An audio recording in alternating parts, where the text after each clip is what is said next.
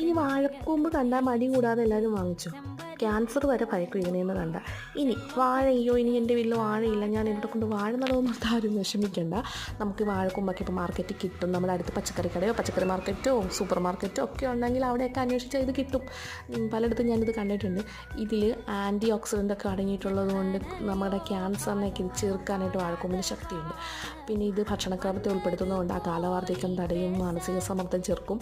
ഇനി രക്തത്തിലുള്ള മോശം കൊഴുപ്പിന് പുറന്തള്ളി നമ്മുടെ ഹൃദയാരോഗ്യം മെച്ചപ്പെടുത്താനും ഈ വാഴക്കൂമ്പ് കഴിക്കുന്നത് കൊണ്ട് സഹായിക്കും. പിന്നെ ഈ മുലയൂട്ടുന്ന അമ്മമാരുണ്ട്, ഇത് കഴിക്കുന്നത് കുഞ്ഞു കുട്ടികൾക്ക് നല്ല ആരോഗ്യം ലഭിക്കാൻ സഹായിക്കും.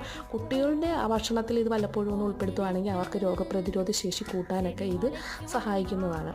അപ്പം ഇതിൽ vitamin A, C, E, potassium, fibre ഇതൊക്കെ അടങ്ങിയിട്ടുണ്ട്. അതുകൊണ്ട് വാഴക്കൂമ്പ് എവിടെന്നെങ്കിലൊക്കെ കിട്ടുകയാണെങ്കിലോ വാങ്ങാൻ കിട്ടുകയാണെങ്കിലോ ഒക്കെ നിങ്ങളിത് വാങ്ങി കഴിക്കാൻ നോക്കുക.